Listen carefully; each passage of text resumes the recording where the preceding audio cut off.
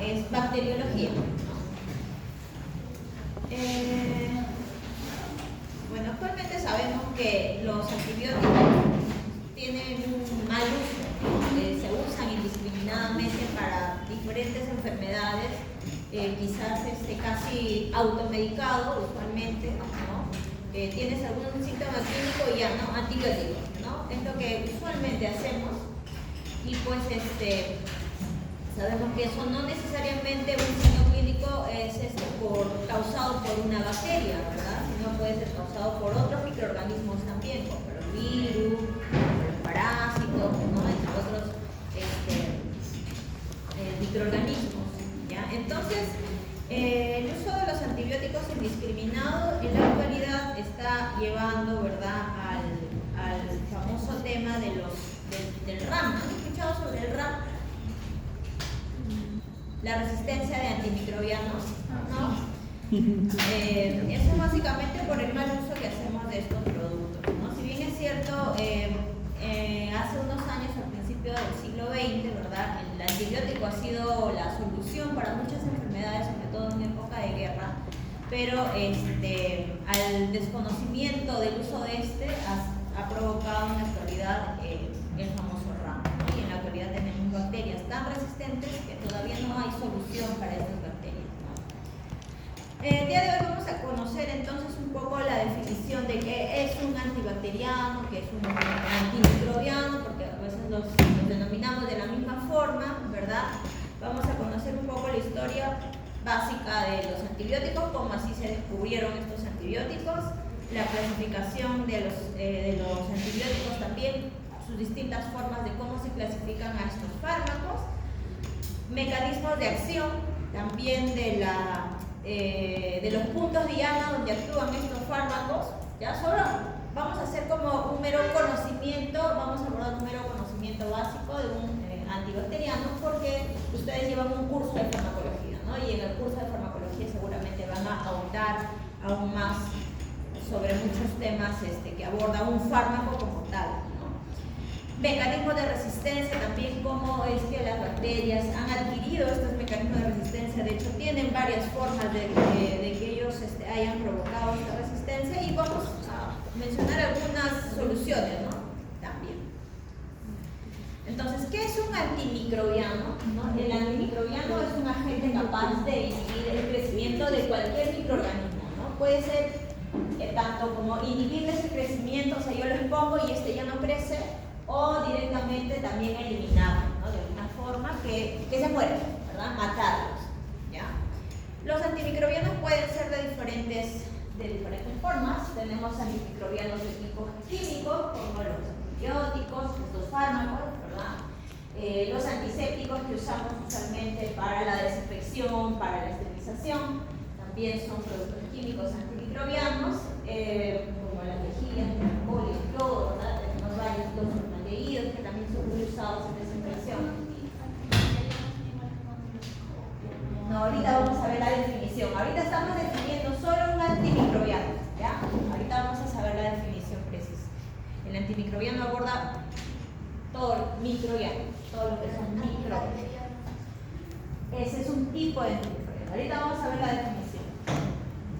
Y en el caso de los agentes físicos antimicrobianos, también ya lo conocemos, ¿verdad? Muchos de estos son usados en nuestro laboratorio para esterilizar de forma con calor húmedo, con calor seco, ¿verdad? Con el mechero de Bunsen, con radiaciones o con los filtros de aire. Son mecanismos físicos para detener a los microbios de formas que vamos a inhibir el crecimiento o directamente eliminarlo, ¿no? Entonces, lo que mencionaba Mónica, ¿no? ¿Un antimicrobiano es lo mismo que un antibiótico? No. Los antibacterianos son un tipo de antimicrobiano, porque los antimicrobianos abordan mucho más, ¿no? Específicamente un antibiótico, ¿ya? Es un agente que es un tipo de antimicrobiano, ¿ya? ¿Y qué es un antibiótico? Entonces, un antibiótico es un agente que va a eliminar específicamente a las bacterias. Ese es un antibacteriano, ¿no? En cambio, un antimicrobiano aborda antivirales, antifúngicos también, ¿ya? Y en este caso nosotros nos vamos a enfocar en los antibióticos, básicamente. Los antibióticos, los primeros antibióticos que se sintetizaron, ¿no? Fueron descubiertos a partir de otro microbio, ¿no? Que es un moho, es un hongo que se llama el Penicillium mutatum. A partir del descubrimiento de este moho, ¿no? Se pudo sintetizar algunos antibióticos, antibacterianos. ¿Ya? También tenemos a los streptomyces, que son, digamos, organismos naturales que producen antibacterianos.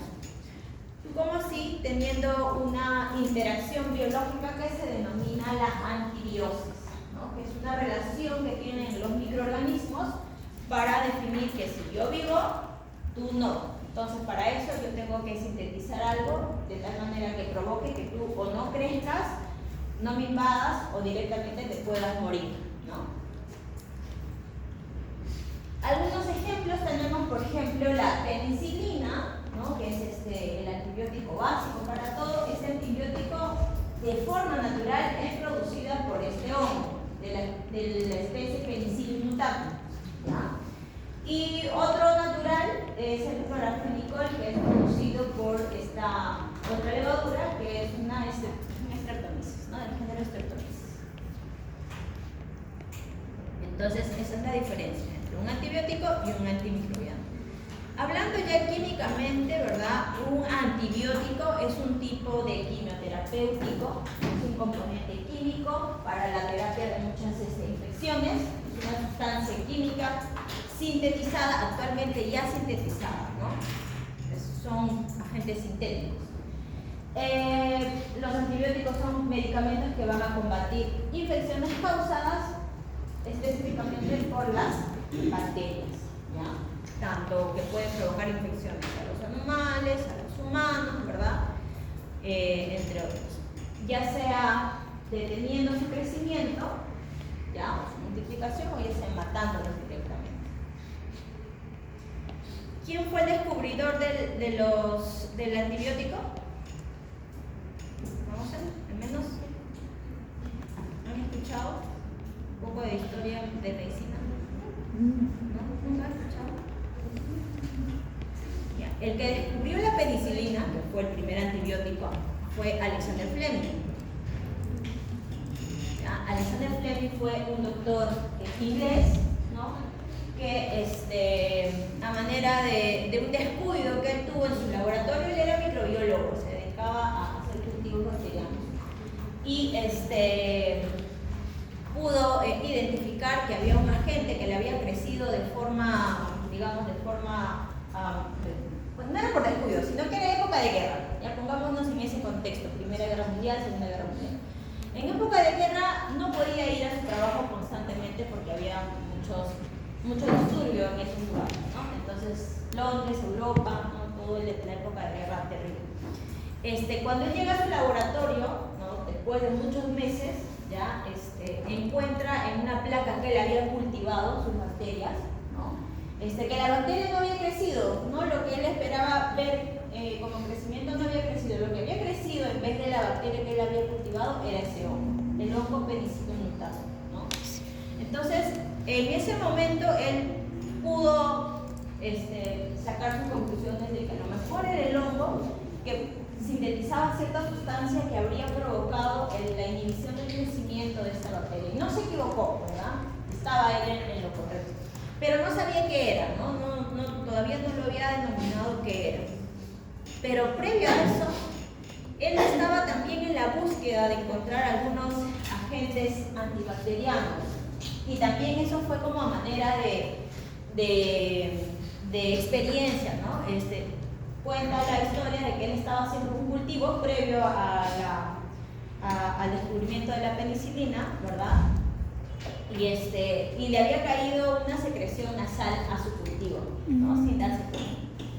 Y lo que había provocado esa secreción nasal en el cultivo era que también provocara ciertas regiones o ciertos lugares que la bacteria no había crecido en su placa Petri, ¿no? Entonces, pudieron identificar ciertas lisocimas que se encontraban tanto en la saliva como tenemos en las lágrimas, ¿no? Que inhiben el crecimiento de las bacterias. De esa forma nosotros controlamos a las bacterias que nos puedan invadir, ¿no? Había descubierto eso, pero no había llegado a, digamos, a más conclusiones porque, digamos, esos componentes no lo podían sintetizar a gran escala como para poder hacer tratamientos de infecciones de heridas, ¿no? que duraban mucho tiempo, ¿no? Y que era bien difícil de controlar. Entonces, cuando él ya encuentra al hongo invasor, él define a esa sustancia que inhibía el crecimiento, este antibiótico antibacteriano, como penicilina, ¿no? Él le pone el nombre, ¿ya? Pero hasta ese momento todavía era 1928, por ahí, ¿no? 1930, ¿no? Que para poder curar una herida, ¿no? Para tener un tratamiento por 24 horas tenían que cultivar al hongo hasta en 100 litros de caldo de cultivo. Es decir, necesitaban 100 litros de caldo de cultivo con hongo ahí para que puedan sintetizar la suficiente cantidad de penicilina y poder hacer un tratamiento por 24 horas, ¿no? Por una herida, ¿no? Entonces era demasiada la cantidad que necesitaban.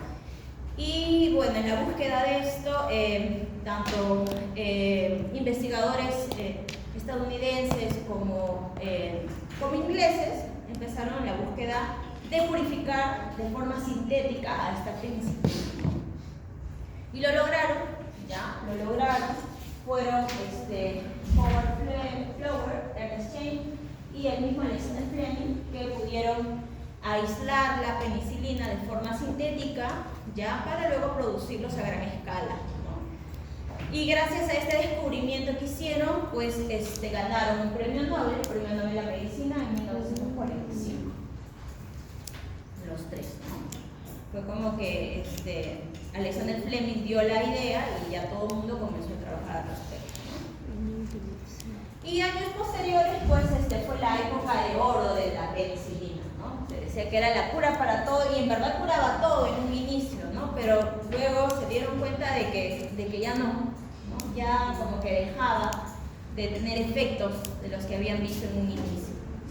Pero eso era algo esperado por ellos, o sea, esa resistencia que se había ya formado en esos años, ¿ya? Ellos esperaban eso, sobre todo Alexander Fleming, porque decían que no sabían exactamente cuáles eran los mecanismos de acción de esta penicilina, ¿no? O sea, no sabían qué provocaba sobre la bacteria y no sabían lo que iba a pasar después. Simplemente en ese momento mataban, pero ya no sabían lo que iba a pasar años después, ¿no?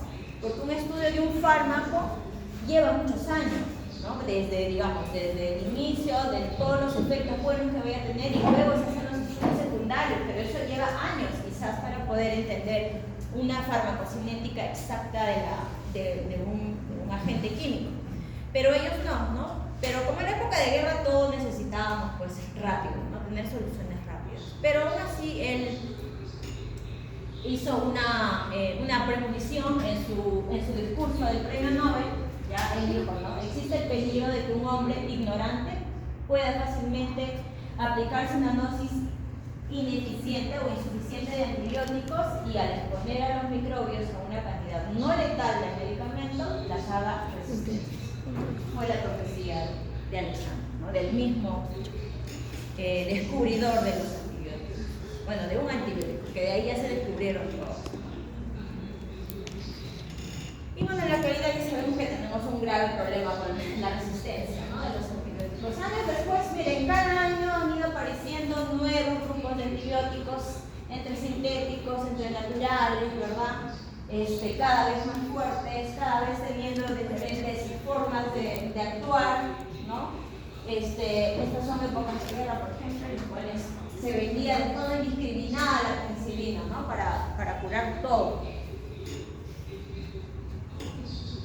Bueno, entonces, teniendo más o menos un contexto de la penicilina, de hecho, hay cuadros en los cuales hay toda una lista súper larga de los antibióticos. Este es un resumen, ¿verdad? Bastante cortito y solo está hasta el 2003, ¿no? Estamos en 2024, ya llegando al 25.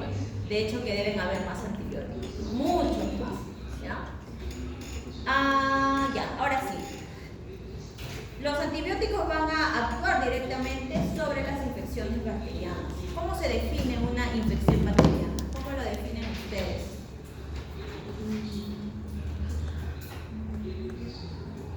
¿Qué es una infección bacteriana? ¿Cómo lo pueden medir? ¿Se mide? Se cultiva. ¿Se cultiva? ¿Dónde se cultiva una infección bacteriana?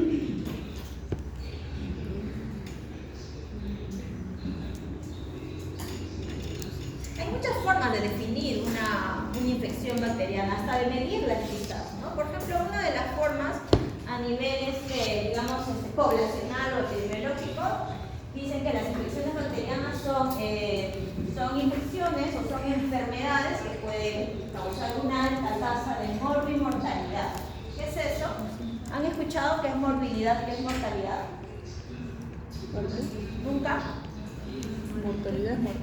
Mortalidad, muerte, eso es fácil, ¿no? Es la tasa de muertes que puede ocasionar en este caso, una infección bacteriana, ¿ya? Y la morbilidad es la tasa de enfermos, ¿no? que han vivido por una infección bacteriana, ¿no? Eso es una definición epidemiológica. También una infección bacteriana en la actualidad todavía sigue siendo bastante mortal para aquellos ya sean niños o animales jóvenes, ¿no? Lleva una alta tasa de mortalidad. Y también en la actualidad todavía la tuberculosis en adultos sigue siendo un problema, ¿no? Porque se va haciendo cada vez más resistente.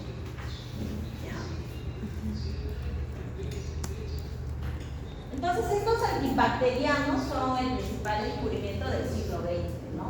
Pero ya sabemos que el uso excesivo de estos antibióticos pues, está trayendo problemas de resistencia de las bacterias. ¿Y qué es una resistencia a la bacteria? La resistencia a la bacteria se dice o se define como un impedimento del funcionamiento del antibiótico, ¿no? Y de esta forma la bacteria modifica quizás al punto blanco o inactiva directamente al antibiótico, ¿no? De tal forma que ya no funciona el antibiótico.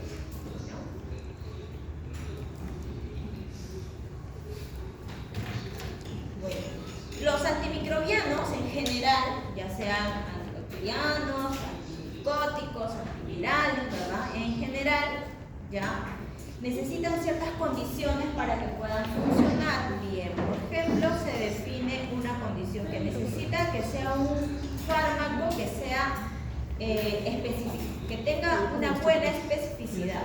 ¿Y qué es eso? Cuando hablamos de especificidad de un fármaco, es el espectro de acción. ¿Han escuchado los fármacos de largo espectro? ¿Espectro amplio? Los CLA, cuando vean esto en una cajita, son antibióticos o fármacos de largo espectro, ¿no? De amplio espectro, ¿no? ¿Y qué es eso? ¿Qué quiere decir que sean de amplio espectro? ¿Han escuchado?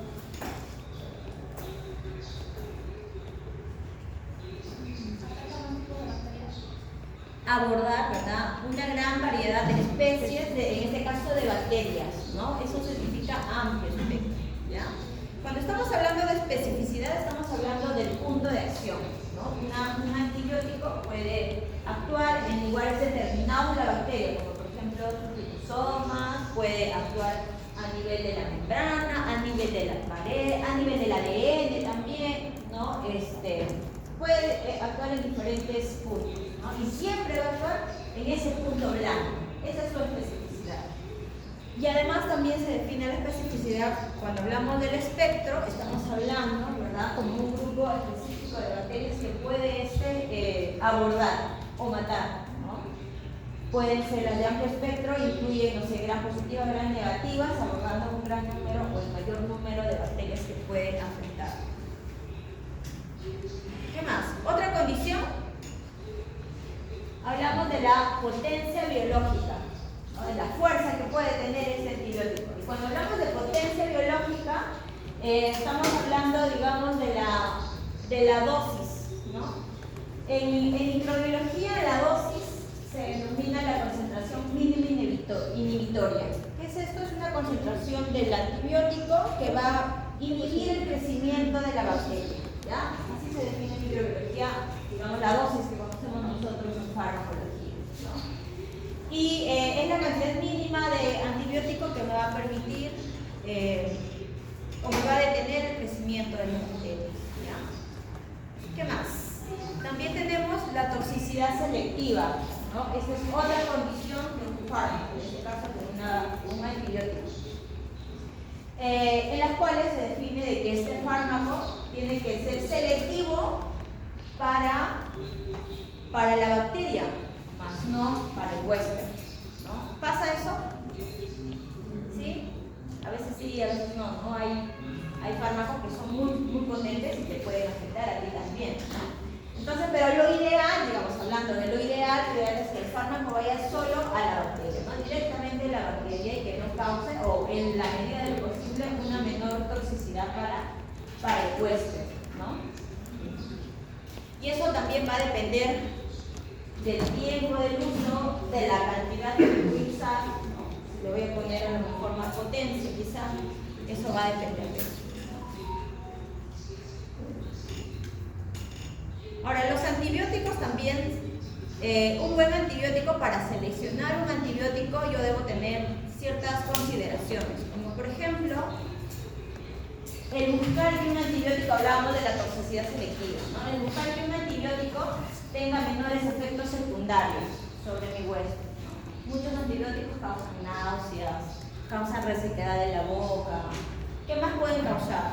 No sé, quizás algunas sensibilidades para la luz, para el ruido, ¿verdad? Puede a lo mejor hacer ciertos efectos sobre el sistema nervioso. Sueño. Muchas causas, ¿no? Sueño. Los sueños, ¿no? Las somnolencias. O puede afectar si digamos estamos hablando de antibióticos que son orales, puede afectar incluso la pared del estómago, ¿no? Y provocar la gastritis, ¿verdad? ¿Qué más? ¿Qué más debemos esperar de un antibiótico para seleccionarla? Es que se logre un efecto en la menor dosis posible. No solamente porque vaya a tener menor efecto secundario con una menor dosis, voy a exponer menos cantidad de antibiótico para evitarle, digamos, una menor resistencia, ¿no?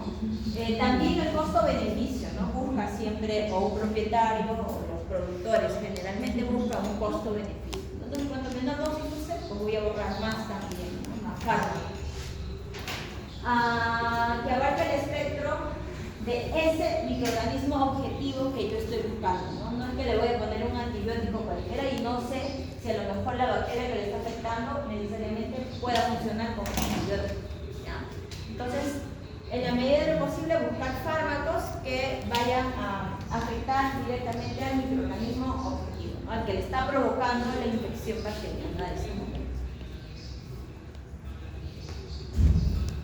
¿Qué más vamos a hablar sobre antibióticos? Ya, esto es meramente terminología también de farmacología, pero en antibióticos también se aplica, ¿ya? Es la interacción entre antimicrobianos, en general. Cuando hablamos de interacción entre ellos, tenemos por ejemplo la interacción de sinergia. ¿Ya? ¿Qué quiere decir una interacción de sinergia? Quiere decir que cuando se usan dos fármacos, la potencia de los dos fármacos, el efecto de los dos fármacos se va a multiplicar, ¿no? Se va a potenciar, ¿ya? Esa es la sinergia, ¿no? Por ejemplo, este es un ejemplo numérico, ¿ya? Si usamos penicilina y gentamicina, ambos antibióticos tienen un efecto sinérgico. Si yo le doy valor de 100 al efecto de penicilina y 100 al efecto de gentamicina, lo más probable es que mi efecto se potencie, ¿no? Ya no me va a dar 200 resultados, sino 1000, ¿ya? Este es un efecto sinérgico que se potencia mucho más cuando usamos dos fármacos.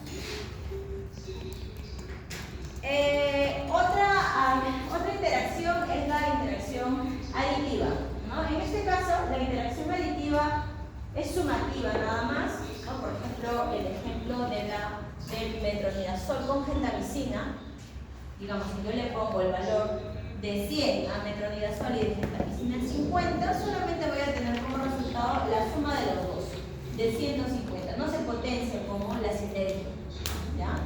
Puede pasar de que a veces, cuando esté usando, digamos, antibióticos sinérgicos, quizás, como yo ya lo he expuesto antes, algunos antibióticos ya no me es efectivo para penicilina, por ejemplo, ya no tengo opción de hacer esta sinergia. Entonces, cuando pasa eso, podría optar otra medida, podría ser una aditiva, ¿no? Si no tengo solución, si no tengo otra sinergia, ¿por qué optar? Puedo usar también una interacción aditiva, ¿no? Puedo darle solución todavía. Otra interacción es la indiferente. Acá es cuando los dos fármacos, el segundo fármaco que yo le quiero aplicar o interactuar no va a tener efecto sobre el primero, ¿no? Esto es indiferente. Por ejemplo, si yo le pongo la ceftriaxona con vancomicina, ¿verdad? Ceftriaxona le voy a poner a 100, a 50 vancomicina, ¿verdad? Y mi resultado solo va a ser el evidente de ceftriaxona, ¿no? Vancomicina, no, ni cosquillas, ¿no? Entonces, esa es una interacción indiferente, cuando no hemos visto eficacia al respecto, ¿no? No hay ni sinergia, no hay adición tampoco. Y la otra es la antagonista. Esta sí es la que debemos evitar, ¿no? Estas son las que debemos evitar, pero esta con mucho más, todavía más causa. ¿Por qué? Porque en una interacción antagónica, ¿ya? Más bien, en vez de sumarse o en vez de hacer una sinergia, esto se va a disminuir mucho más. Miren, por ejemplo, numéricamente, si estamos hablando de ampicilina 100, cloranfenicol 50, mi resultado entre ambas va a ser de 1, ¿no? Entonces, para eso también tenemos que tener conocimiento básico de los antibióticos, ¿no? Para que no nos pase esto. Yo le voy a dar un tratamiento a lo mejor y no le va a hacer ni cosquillas al perrito. Entonces, eso es importante conocer sobre los antibióticos, cómo se interactúan entre ellos. ¿Cómo podemos saber entonces, ¿no? O cómo en el laboratorio yo puedo saber si es que estos tienen esas interacciones?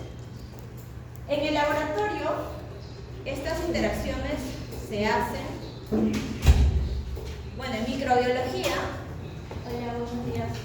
En microbiología se hacen con estas formas. Estas son las llamadas antibiogramas. ¿Han escuchado? ¿Qué son los antibiogramas?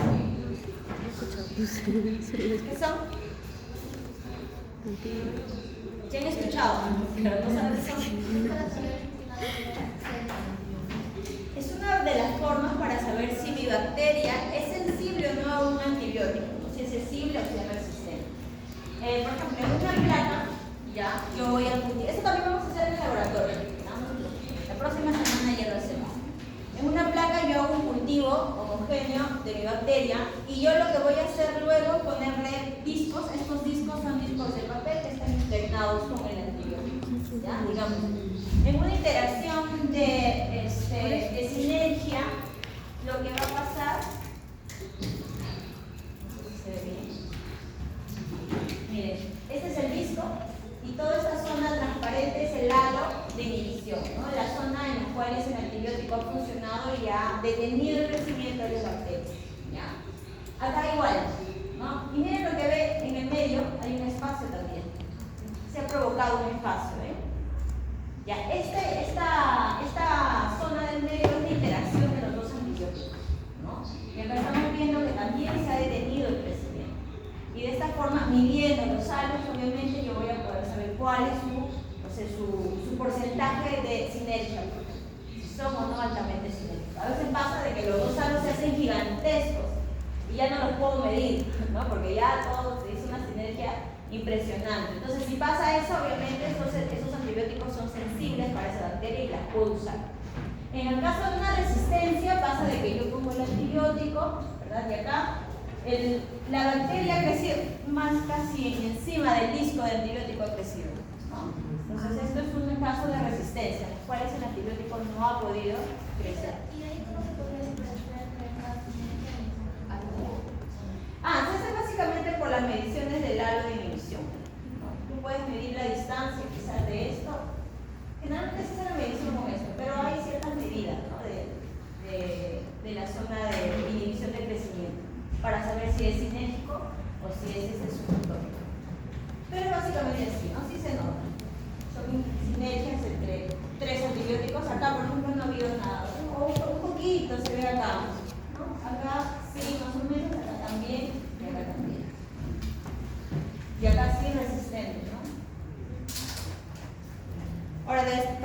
si acá, por ejemplo, ha habido un antagonismo, se hace un control. ¿Ya? Digamos, yo puedo poner en otra placa, ¿ya? Y voy a esperar, voy a medir solo de emisión. Quizás es más grande, pero como ya acá yo le he expuesto a otro antibiótico más y si ha habido antagonismo, ¿verdad? Se ha reducido su valor. Entonces, de esa forma puedo ver también si hay antagonismo.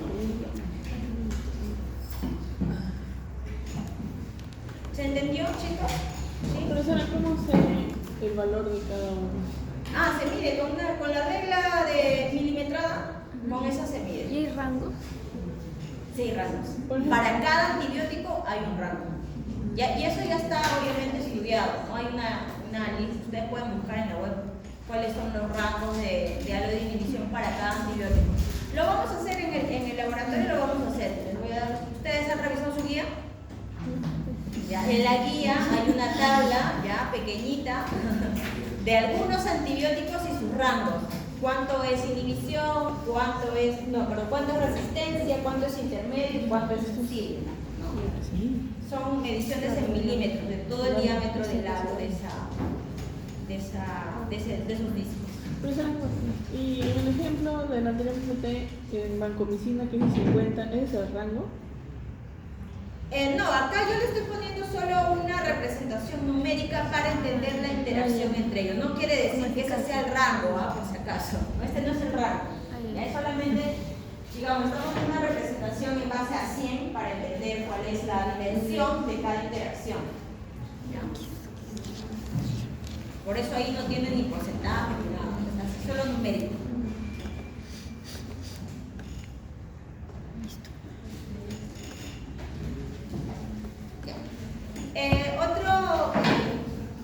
Otros términos que vamos a conocer en microbiología, ya porque en microbiología decíamos no usamos como dosis, ¿no? En microbiología usamos dos unidades microbiológicas que son las llamadas, esto ya lo conocemos, que es la concentración mínima inhibitoria, ¿ya? Que es la cantidad mínima de antibiótico que yo necesito para evitar el crecimiento de la bacteria, ¿ya? Y hay otra, que es el CBM. Esta es la concentración mínima bactericida, que es la concentración de antibiótico que yo necesito para que la bacteria se muera, ¿no? Miren, acá evitar el crecimiento y acá para que la mate, ¿ya? Acá están las definiciones de cada uno. Concentración mínima inhibitoria, la menor cantidad de concentración antibiótico para detener el crecimiento o inhibir el crecimiento bacteriano, y la concentración mínima bactericida, que es la menor concentración de antibiótico necesaria para matar a una bacteria, ¿ya? Entonces, esas son las unidades que se usan en microbiología.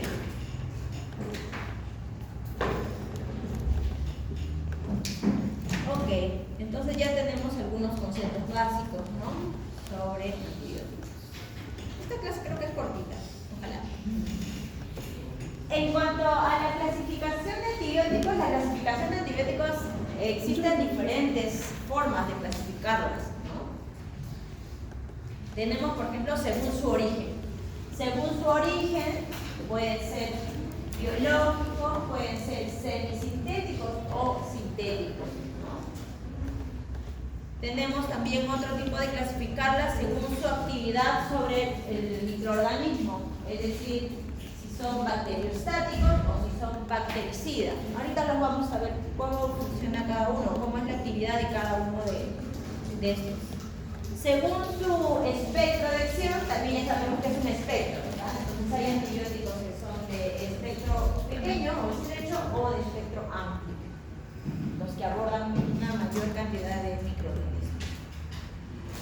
Y el que más nos interesa, sobre todo para conocer el mecanismo de acción de los antibióticos, ya es la clasificación de los antibióticos que se hacen según cada antibiótico actúa en un punto específico de la bacteria, ¿ya? Digamos el punto Diana. ¿Han escuchado? ¿Qué es el punto Diana? No, tu amiga Diana. ¿Qué es el punto Diana? ¿Diana? Diana. ¿No? ¿Nunca has escuchado? O el sitio Diana también le dicen. Punto, sitio. como cuando tiran un dardo. Ya, el sitio o punto diana es el punto específico donde, por ejemplo, en este caso un antibiótico va a actuar, ¿no? Sobre la bacteria. ¿Ya? Ese es el punto diana. Y también hay otra clasificación que se hace según su estructura química, ¿no? Que esa es la que van a hacer seguramente en fármaco. El fármaco lo van a hacer según la estructura química porque supone que esto ya lo conocen. Ya. Entonces, según su actividad, decíamos, hay antibióticos. Según la actividad, hay antibióticos que van a ser bacteriostáticos y bactericidas. ¿Cuál es la diferencia entre ellos? Fácil. Los agentes bacteriostáticos, también podemos ver fungistáticos, antiprotozoarios y antivírico. Entonces estamos hablando de microorganismos en general. Pero digamos, los bacteriostáticos o los fungistáticos, no sé, ¿cómo le diría esto? Protozoariostáticos. No lo sé, bueno, no existe eso. Pero se usa solamente así directamente, ¿ya? Pero estos de acá son aquellos antibióticos que van a detener el crecimiento del microbio. Solo detienen el crecimiento, los bacteriostáticos o los fungistáticos. Y los que son los fungicidas o los bactericidas, acá sí los van a matar directamente. ¿Ya? Son dos cosas diferentes. ¿Ya? En uno detiene el crecimiento, no lo mata directamente, y en el otro lo va a matar. Ahora, puede ser un mismo antibiótico, un solo antibiótico, pero que pueda tener las dos formas de interactuar. Y va a depender de la concentración que yo use para que funcione como bacteriostático o que funcione como bactericida. ¿No? Eso también puede pasar. En el caso de los bacteriostáticos, por ejemplo, hay muchos bacteriostáticos que se usan en producción de animales, ¿no? Porque usamos los llamados promotores de crecimiento, que los ponen en el alimento, ya concentraciones muy pequeñitas de ciertos antibióticos, para evitar supuestamente que crezcan las bacterias malas y detienen el crecimiento de las malas y solo crezcan las buenas y podamos tener, digamos, mejores resultados en cuanto a producción, ¿no? Por ahí la idea estaba como que más o menos bien, pero el problema fue que como son sintéticos, ¿ya? Lo que estamos provocando en la actualidad es la resistencia contra estos antibióticos, ¿no? Si yo lo quiero llevar, digamos, a este bacteriostático, ahora lo quiero usar como bactericida, ya no va a funcionar. Tendré que usar otro, ¿no? Otro más fuerte.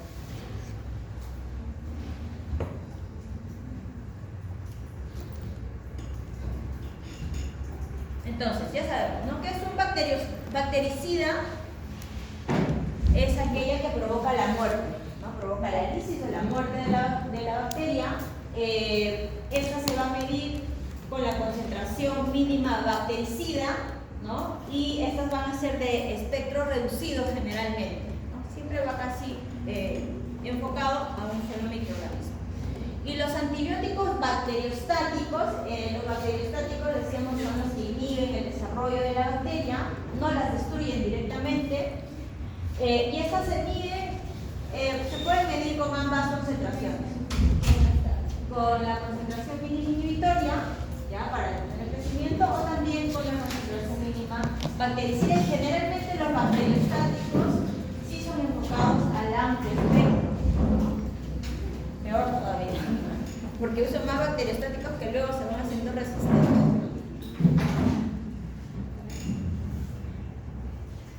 Y bueno, esto puede ser variable, no va a depender básicamente de la interacción de la bacteria con el antibiótico. ¿No? Decíamos que un bactericida puede funcionar como un bacteriostático también. Todo depende de la concentración. Entonces, si yo quiero hacer una medición, por ejemplo, una medición así en un cuadrito, por ejemplo, yo uso tres concentraciones. Uno que va a ser mi control, digamos un tratamiento sin antibiótico. Quiero ver cómo funciona o en qué concentraciones funcionan los bacteriostáticos y los bactericidas, ¿no? Los bacteriostáticos llegan a un punto que inhiben el crecimiento y se puede mantener en esa concentración durante el tiempo, En el caso de los bactericidas, llega acá, se muere y ¡pum! Se desaparece, ¿no? Se desaparece la bacteria. Ya no sigue en el tiempo, ¿no? Eso digamos son cuadros solamente como para entender el mecanismo, el efecto de un antibiótico bactericida o de un antibiótico bacteriostático. ¿No se entiende? Pero no sería mejor matar a la bacteria siempre. No necesariamente, ¿no? Porque como les digo, una cosa puede llevar a la otra y lo que vamos a provocar haciendo esto son las resistencias. Ajá. Ese es el problema. Algunos ejemplos de antibióticos bactericidas, por ejemplo, tenemos los beta-lactámicos, los aminoglucósidos, los polipeptídicos o polienos, ¿ya? Estos nombres de estos antibióticos básicamente son por su clasificación de su estructura química, ¿no? No son los comerciales que conocemos, ¿no? Gentamicina, penicilina, eso todavía no lo son. Y en el caso de los bacteriostáticos tenemos, por ejemplo, los macrólidos, las tetraciclinas o las pelicoles, ¿no? De hecho, de cada uno de ellos hay una amplia lista de antibióticos.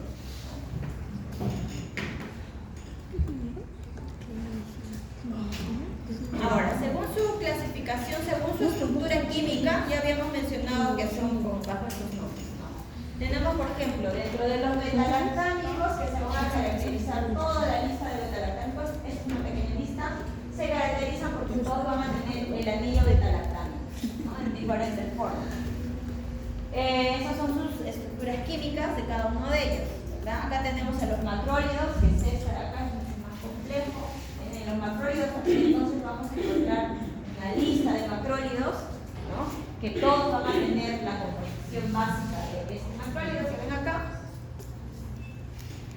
En el caso de los aminoglucósidos, también aminoglucósidos, tetraciclinas, ¿verdad? Tetraciclinas que tienen 4 anillos picos, por eso se llaman tetraciclinas. Tenemos a los polipéptidos y a los polienos. Esta es una clasificación según, como ven, su estructura química base de cada uno de estos antibióticos. ¿Ya? Ahora vamos a pasar a la clasificación según su mecanismo de acción. Acá sí tenemos varios, ¿no? Éramos como 6, pero... Según su mecanismo de acción, los antibióticos van a ser varios. El primero es aquellos antibióticos que van a actuar a nivel de la pared, ya sea alterando la composición de la pared o ya sea inhibiendo la síntesis de la pared celular directamente. Tenemos otro grupo de antibióticos que afectan ya no necesariamente a la pared de la bacteria, sino a la membrana citoplasmática, ¿no?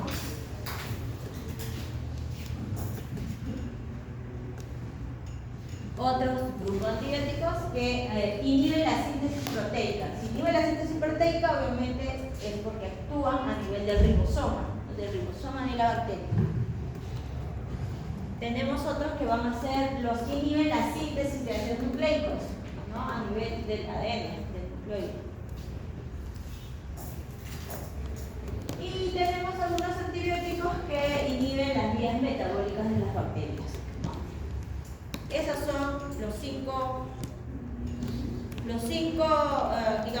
mecanismos de acción que tienen las bacterias, los antibióticos contra las bacterias. Ahora decíamos, ¿se acuerdan del sitio del punto blanco o del punto diana? Ya, esos son los sitios específicos, que ya los conocemos. Es más, la clasificación de según su mecanismo de acción se hace según su sitio blanco, según su sitio diana. ¿Ya? Entonces ya sabemos, según su sitio diana, hay algunos que actúan a nivel de la pared, ya sea de su síntesis o alterando la composición de la pared, como ahí tenemos algunos ejemplos, beta-lactámicos, penicilinas, ¿verdad? Los que actúan a nivel de la pared, por ejemplo, tenemos las polipicinas o polipicinas B, ¿no? ¿Qué más?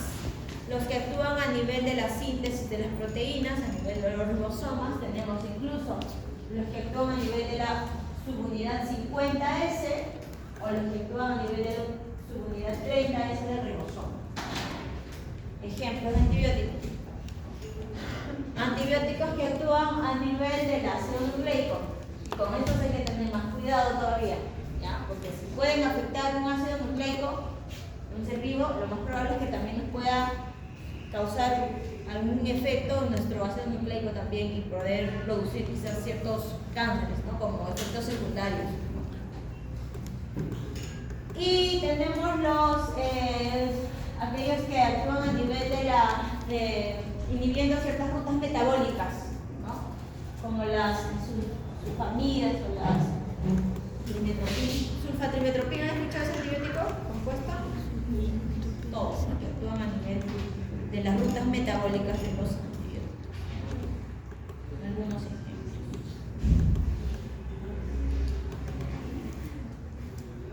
Ahora, también hay una clasificación según su naturaleza, ¿se acuerdan?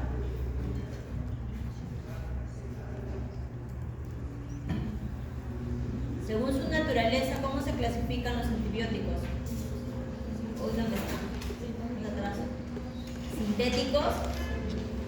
Ya los biológicos son los naturales, los semisintéticos y sintéticos, ¿no? ¿Cuáles creen que sean los naturales?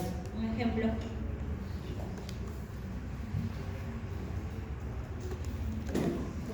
Más rápido.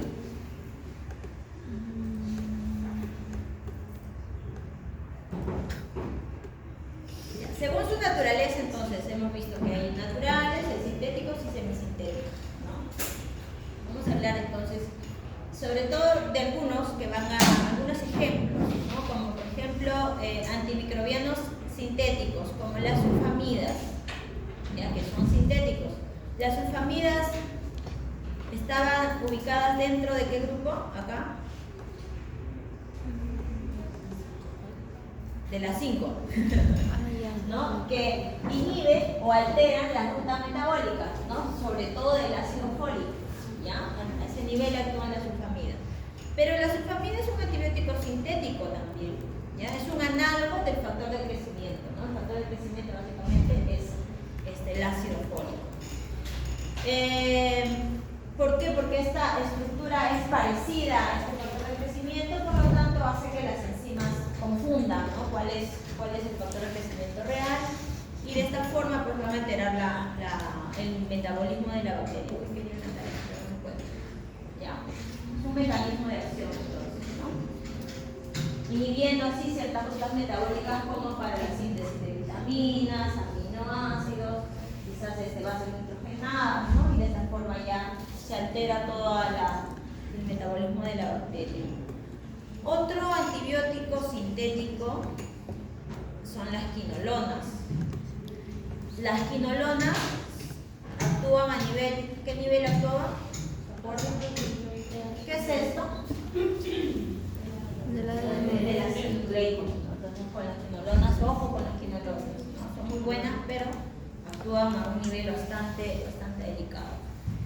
Estas quinolonas lo que hacen es bloquear la síntesis de ácidos nucleicos, ¿no? Las cortan esta síntesis. Y para que pase eso, van a actuar básicamente sobre ciertas enzimas, ¿no? De la replicación del ácido nucleico, a nivel de la adenohidrogenasa, a nivel de las topoisomerasas, de tal forma que va a impedir el superenrollamiento del ADN y de esta forma pues altera, ¿no? La producción de ADN. Y la bacteria no va a poder replicarse o sobrevivir, ¿no? Ejemplo de quinolonas o de otros, no solo de quinolonas, ¿no? Las quinolonas son un ejemplo. Otros que bloquean también los ácidos nucleicos son las ciprofloxinas o las levofloxacinas también. Son otros ejemplos.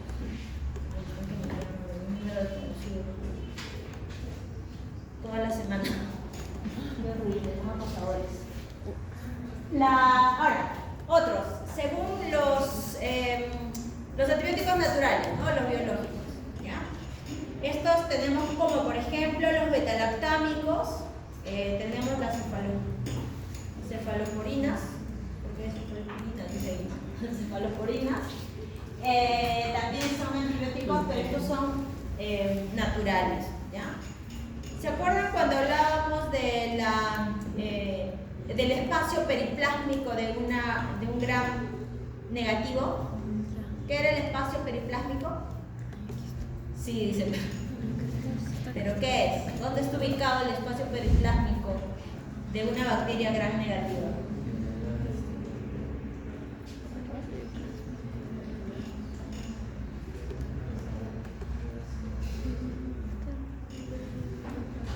¿Recuerdan? ¿Qué había en ese espacio periplásmico? ¿Dónde está ubicado? ¿Adentro en el núcleo? Pared celular, en la pared celular está.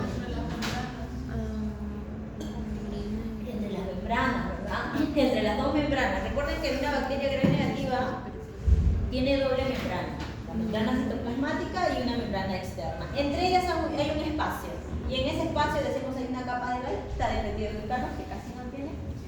Y en este espacio lo que sí va a contener, ese espacio se llama el espacio periplásmico. En este espacio van a haber cierta cantidad de antibióticos que le van a permitir a la bacteria, digamos, tener ciertas cualidades para sobrevivir. Entre ellos tiene una enzima que se llama la beta-lactamasa. ¿Se acuerdan? ¿Recuerdan? Está en su PPT. Ya, les hago recordar. En ese espacio hay una enzima que se llama las beta-lactamasas, ¿no? Que son para la supervivencia de la bacteria. Entonces, los antibióticos beta-lactámicos, obviamente, tendrían que a lo mejor detenerse con estas enzimas, pero pasa de que si la bacteria es resistente no necesariamente se detiene, ¿no? Los antibióticos beta-lactámicos entonces lo que hacen es inhibir la síntesis de la pared celular, actúan a nivel de las paredes, quizás contra un gram negativo no tan bien, pero existen los gram positivos que no tienen necesariamente este espacio, ¿no? U otras bacterias quizás, ¿no? Entonces en esas otras bacterias sí va a poder funcionar el beta-lactámico, ¿no? Inhibe a esta enzima, ¿ya? También interactuando con la enzima beta-lactamasa que es natural en una bacteria gram negativa. Otra forma de actuar de los beta-lactámicos es que interfieren la formación de los peptidoglicanos a nivel de la transpeptidación, ¿no? En los gram positivos, porque ellos son los que tienen una gran cantidad de peptidoglicanos, y también van a actuar a nivel de la proteína fijadora de peptidoglicanos, ¿no? Básicamente en la formación de la pared bacteriana.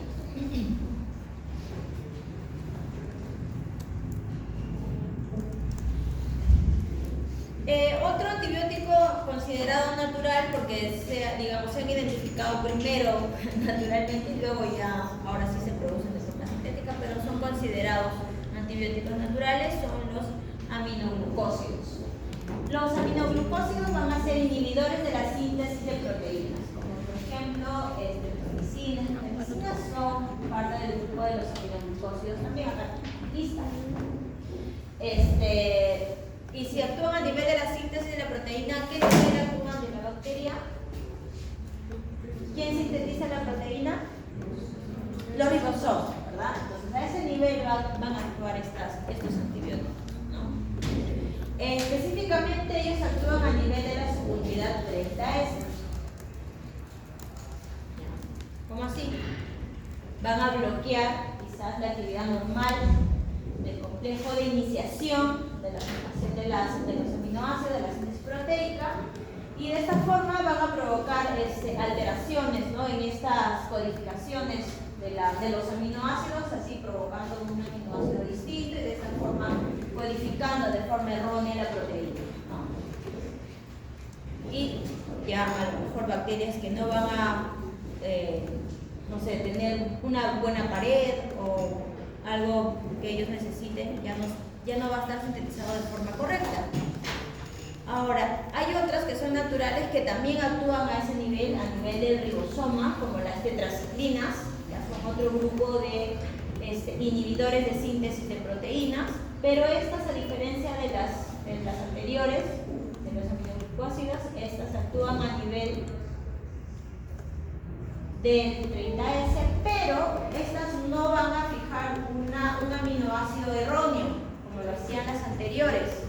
Lo que hacen estas es detener la producción de antibióticos, de aminoácidos, ¿no? Entonces, esa detención de aminoácidos hace que pare, ¿verdad?, la síntesis de proteína y hay ciertos componentes de la bacteria que no necesariamente se van a sintetizar. Con estos antibióticos hay que tener ciertos cuidados, sobre todo cuando se usan en animales jóvenes o en niños muy pequeños no se debe administrar, ¿no? Porque van a provocar quizás la no síntesis de ciertas proteínas importantes para ellos, como la de los dientes, el esmalte de los dientes no se va a formar, ya, porque ya saben que detiene la síntesis, ¿no? Y los niños generalmente pues van a tener sus dientes de unas coloraciones negras, ¿no? Provocadas por esta no producción del esmalte. Se usan generalmente para enfermedades de transmisión sexual, ¿no? De preferencia.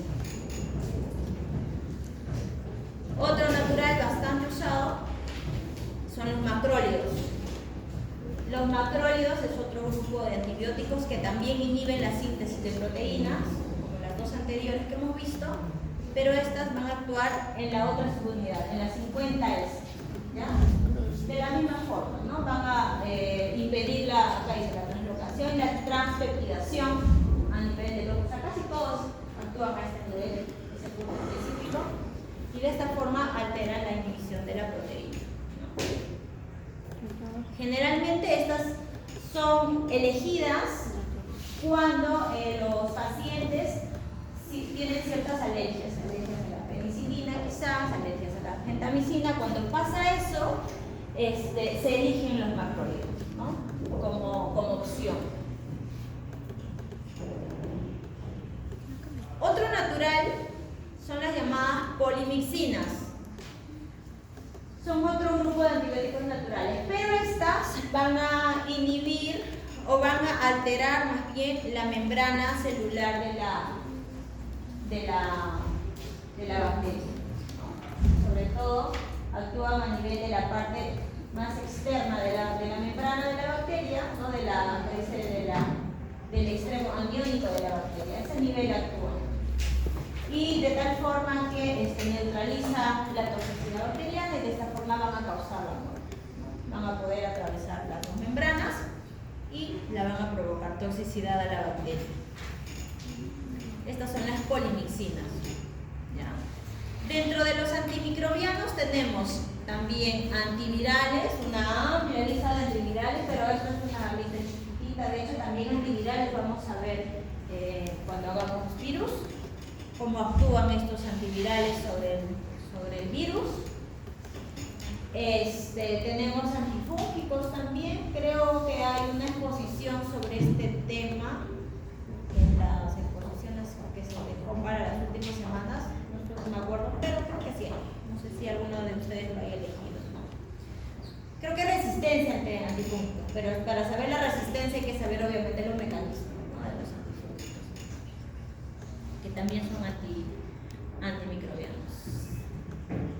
¿Qué factores favorecen a la aparición de las bacterias resistentes ante los antibióticos? Chicos, ¿cuáles serán estos factores que van a favorecer a que una bacteria se vuelva más resistente? ¿Cuáles creen ustedes?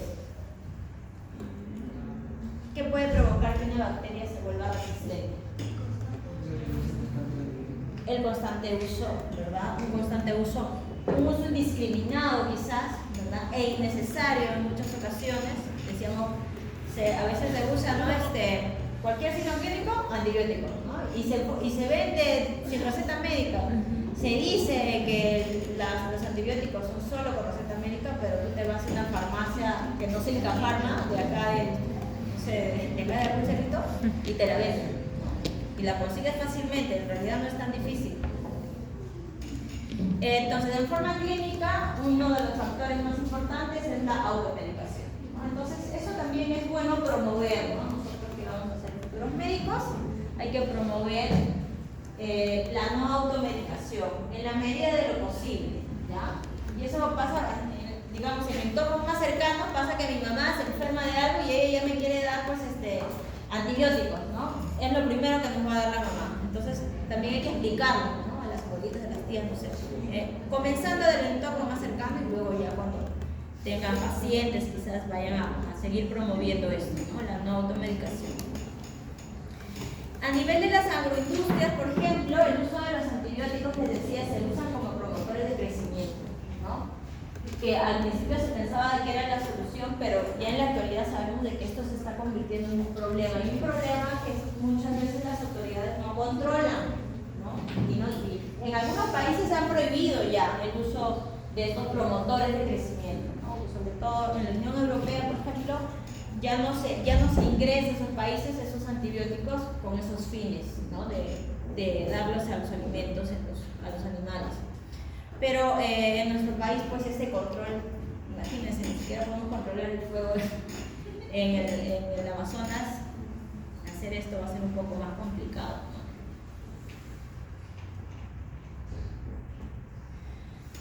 Entonces, ¿cómo definimos la resistencia a los antibióticos? ¿Cómo lo definen ustedes?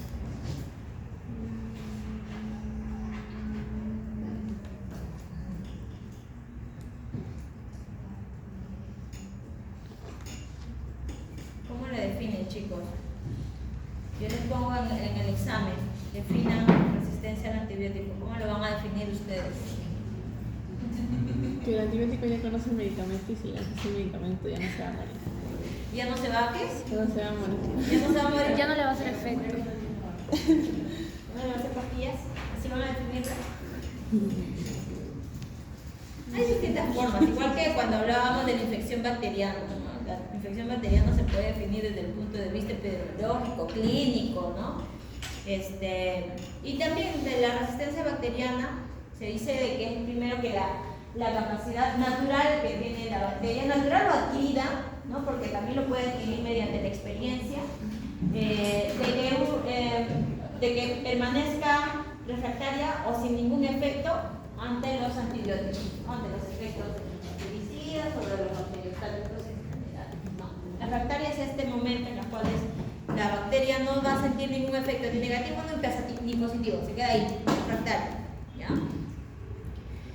En la clínica se dice de que la resistencia antibiótica es la imposibilidad de que cuando yo le hago un tratamiento contra una infección, el patógeno no va a morir, ¿no? Este es como el aumento de la mortalidad, el aumento de estas medidas, de estas mediciones epidemiológicas es un efecto de la resistencia antimicrobiana, ¿no? Pero en el laboratorio, ¿cómo expresamos una resistencia antibiótica? Lo vamos a expresar mediante el aumento del zinc, ¿no? El aumento del zinc para mí va a representar de que esta bacteria está adquiriendo resistencia, ¿no? Resistencia ante ese antibiótico que estoy elaborando. Se puede medir mediante el antibiograma que veíamos, que son con los disquitos, ¿verdad? Pero también hay otra forma de medirla mediante los tubos con palos de cultivo, en distintas concentraciones de antibiótico. También se puede saber acá sí de forma exacta la concentración del antibiótico, ¿no? En el caso de los antibiogramas, no necesariamente sé la concentración del antibiótico. Simplemente lo que yo tengo como un antibiograma es si este es sensible, si es resistente o si es un intermedio. Pero la cantidad, digamos, lo que ustedes llaman la dosis, eso no lo voy a saber con un antibiograma. Lo puedo saber con esto, pero no con un antibiograma. Por ejemplo, son varios tubos. En estos tubos tienen diferentes concentraciones del antibiótico, 0.5, 1, 2, 3 miligramos por mililitro. Y le voy a poner la misma concentración de un caldo de cultivo de alguna bacteria, ¿verdad? Lo voy a someter, lo voy a dejar en incubación y lo que voy a encontrar después es que en esta concentración bajita sí hubo crecimiento, en esta también encuentro crecimiento, en esta un poquito, ¿verdad? Son escalas de turbidez que yo voy a observar en estos caldos de cultivo, y donde sí ya no veo nada de crecimiento es a partir del 4 en adelante, ¿no? A partir del 4 miligramos por mililitro. ¿Ya? Entonces, ¿qué quiere decir este 4? Que esta es la mínima concentración que yo necesito para inhibir el crecimiento de la bacteria. Digamos, si yo estoy usando una bacteria parecida con los mismos antibióticos, si esto aumenta al 16, ¿eso qué quiere decir? De que esta bacteria ha adquirido información y se ha vuelto más resistente ante el mismo antibiótico, ¿no? No se puede hacer con tubos, de hecho se hace. No sé si si a lo mejor en fármaco lo vayan a hacer. Si tuviéramos más tiempo en el laboratorio, haríamos, ¿no? Lo que pasa es que solo tenemos 4 meses para abordar bacterias, hongos y virus. Entonces hay muchas cosas que dejamos así, como a medias. Ya. Ahora, ya hemos hablado de los mecanismos de acción que tienen los antibióticos sobre las bacterias, ¿ya? Ahora vamos a hablar al revés. ¿Cómo las bacterias han generado resistencia ante estos antibióticos? ¿Cómo se defienden las bacterias? ¿Ya? De hecho, también han adquirido diferentes estrategias para que se puedan volver resistentes. Una de ellas es la resistencia natural, ¿no? Que es propia de cada bacteria. Tenemos otra que es a partir del cambio de la proteína blanca, la proteína diana, quizás a nivel del receptor de la pared. ¿Ya? Tenemos la lisis enzimática del antibiótico, ¿no? Quizás enzimas que sinteticen las bacterias para inhibir al antibiótico. Tenemos otra estrategia que es el cierre de porinas. Las porinas son unas proteínas que permiten el ingreso de ciertas sustancias al interior de la bacteria, nutritivas, entre otras sustancias. Y si estas se cierran, ¿no? Los poros se cierran, va a permitir que moléculas, quizás como un antibiótico, ya no ingresen, ¿no? Las bombas de flujo, son e-flujo, ¿ya? Son ciertas proteínas ubicadas también a nivel de la pared que hacen que salga la proteína. Entra la molécula del antibiótico y estas proteínas las captan y las sacan, ¿no? Como giran. ¿Ya? ¿Cómo saben eso, no? Se quiere decir, ¿por qué las bacterias hacen eso? Serían inteligentes, pero ¿cómo van a ser inteligentes si son procariotas? Pero si tienen material genético, entonces están en eso de que considerarlas inteligentes o no. ¿Cómo adquieren esta información, ¿no? Tenemos varias formas. Miren, por ejemplo, esta es una representación de una bacteria. ¿Qué forma tiene esta bacteria? Un bacilo, ese es mi bacilo. Estos de acá son los receptores del antibiótico. ¿Ya? Digamos, si yo le doy el antibiótico correcto, este va a pasar por el receptor tranquilamente y va a matar a la bacteria, ¿no? Eso es lo que va a pasar. Digamos, si yo le doy un antibiótico correcto y este tiene los receptores. ¿Qué pasa si cambia el receptor, la forma del receptor? O que no tenga el receptor necesariamente. Cuando yo le dé el antibiótico, el mismo antibiótico que es esa bolita verde, ¿verdad? No va a poder ingresar y la bacteria va a seguir estando viva, ¿no? Digamos, de forma natural, no todas las bacterias pueden captar a todos los antibióticos. Estas son resistencias naturales, propio de la bacteria. Es su naturaleza no tener ese tipo de receptor, ¿no? O a lo mejor puede pasar de que la bacteria no tiene receptores. Puede ser que lo haya modificado o puede ser que no tenga el receptor. ¿No? Son formas naturales, propias de la bacteria. Son, como le llaman, las resistencias innatas, como la inmunidad innata que tenemos nosotros también, ¿no? Nosotros tenemos una inmunidad innata en nuestra piel, nuestras enzimas, lisocimas, todo eso que nos permite defendernos, ¿no? Ellas también tienen su inmunidad innata, ¿no? Su resistencia natural. Pero esta resistencia natural también puede ser adquirida por transmisión vertical, es decir, de la madre a la hija, ¿no? También se puede transmitir esta información natural. Es propio de cada bacteria y esto básicamente está determinado por su genética, ¿no? Como la nuestra, y es innata.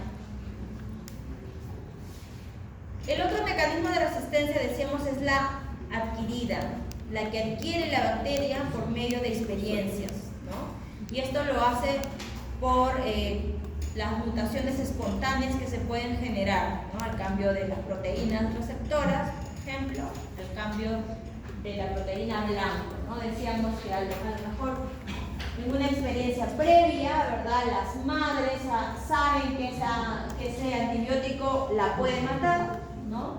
La codifican y a sus hijas han adquirido esa información, ¿no? Y lo hacen por transmisión horizontal también, ¿verdad? ¿Se acuerdan cómo era la transmisión horizontal cuando hacíamos genética bacteriana?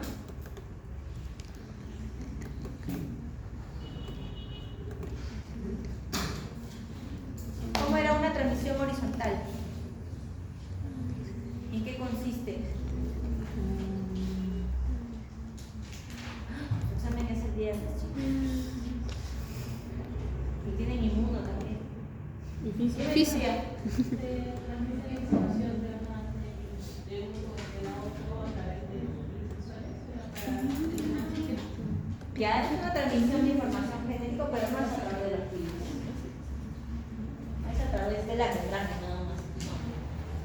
Digamos, en una población grande yo aplico lo mismo, ¿no? Aplico un antibiótico, todas las que se mueren se quedan diluidas en el mismo medio y todas las que sobreviven van a adquirir ese material genético con esa información, ¿verdad? Y esta es la resistencia adquirida que va a adquirir mediante esta forma de transmisión genética, ¿no? También lo pueden hacer por mutaciones espontáneas, ¿verdad? Y lo que va a provocar pues, es una pérdida de la afinidad del receptor, ¿no? Es adquirido. Ahora, puede tener las dos formas también. Puede ser natural o puede ser adquirida una misma bacteria, ¿no? Una cosa no excluye a la otra. Puede tener ambas. Otra forma de resistencia es la lisis enzimática del antibiótico o al antibiótico. Cuando la bacteria produce enzimas que se van a encargar de degradar el antibiótico, ¿no? Se la puede ingresar el antibiótico al interior, pero esta va a sintetizar enzimas que en el interior la van a degradar y por lo tanto no va a funcionar el antibiótico cuando ingresa, ¿no? Estas enzimas pueden ser producidas por la misma bacteria, ¿no? Puede ser producida por ella misma o también puede ser por transmisión horizontal. Las bacterias que han muerto a lo mejor al lado de esta han liberado esas enzimas y esas enzimas están provocando, ¿verdad?, que los antibióticos estén inhibiendo, se estén degradando, ¿no? Y lo que va a provocar, digamos, es que no se va a poder alcanzar la concentración mínima inhibitoria. Vamos a seguir aumentando esa concentración. Decimos así es la forma como medimos resistencia ante antibióticos en el laboratorio, en microbiología. Otra forma, decíamos, es el cierre de las porinas. ¿Qué son las porinas? Las porinas son son proteínas, ¿ya?, que permiten el paso de moléculas al interior de la bacteria. Entonces, por mecanismos de toxicidad o de homeotaxis, ¿verdad?, cuando éste detecta que primero lo hace pasar, detecta que este organismo es malo, entonces se va a poner en alerta y va a comenzar a transformar a las porinas. Puede ser que lo endocite ya directamente para que no tenga ya la porina y no pueda pasar el antibiótico, o puede ser que le disminuya la luz del poro, ya, para que el tamaño grande de la molécula no ingrese, o puede ser que también se la bloquee directamente, no la transforme, digamos, a lo mejor a otro tipo de proteína y ya no la pueda reconocer, no la pueda dejar pasar. Por ejemplo, esto pasa cuando se expone a ciertos componentes químicos como metalizados, quizás, ¿no?, entre otros componentes. Otra forma de que las bacterias adquieren resistencia es mediante las bombas de flujo, decíamos, ¿no? Esta bendita, saben todo.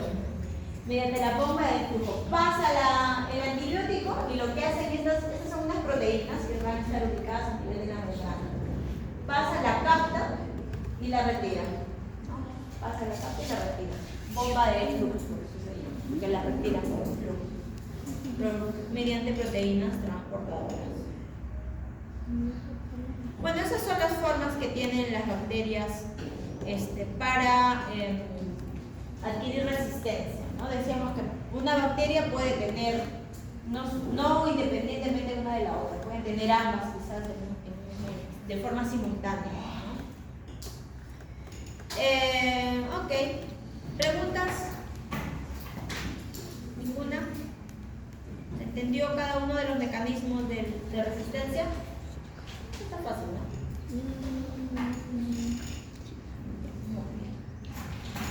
Ahora busquemos la solución al problema. La solución a la resistencia antimicrobiana. Es una de las soluciones que se está poniendo de moda, pero por ahí ya estamos viendo que no necesariamente funciona. Es el uso de los fagos, de los profagos o bacteriofagos, ¿no? Es lo mismo. son el uso de estos virus que son específicos para las bacterias, los bacteriófagos, ¿no?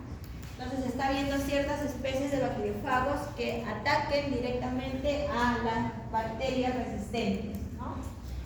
Bueno, se están haciendo todavía estudios, en realidad no hay nada definitivo todavía al respecto, pero digamos sería una alternativa buena, ¿no? Porque es algo natural, el mucrófago es un organismo natural que va a afectar a una bacteria, ¿no?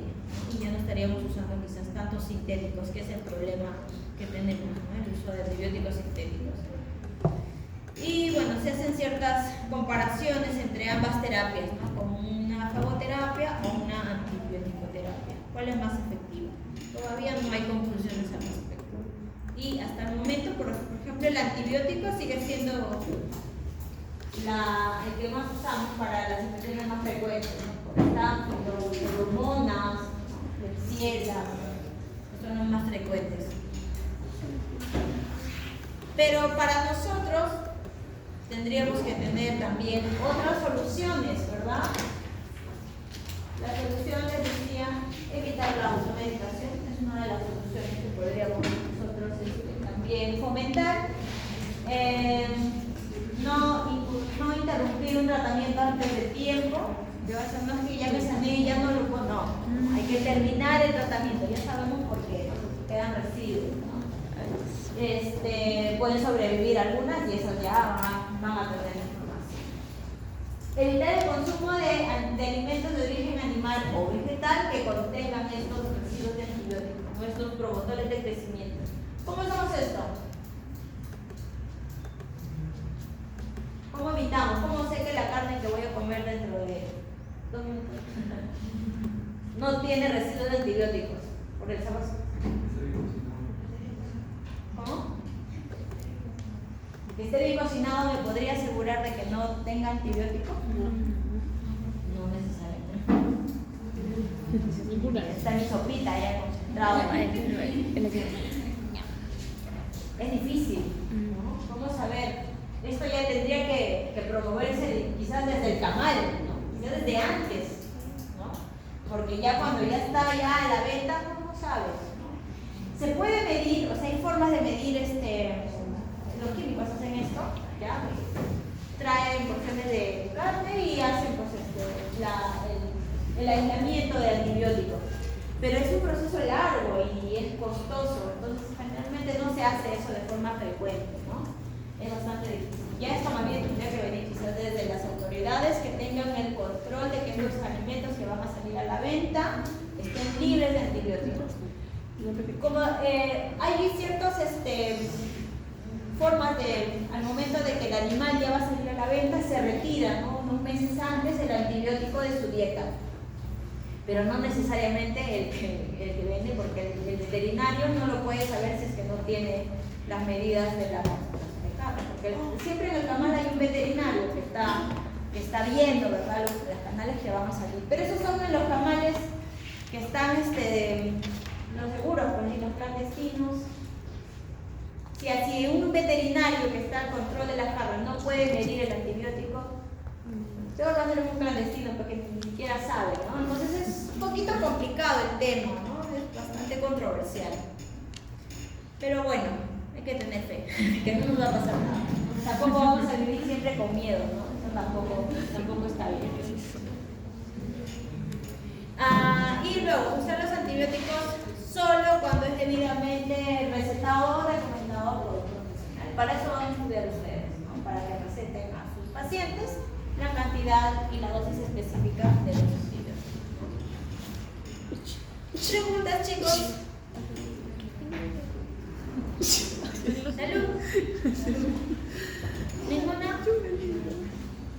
Ok, si no hay preguntas, los dejo libres para que sigan estudiando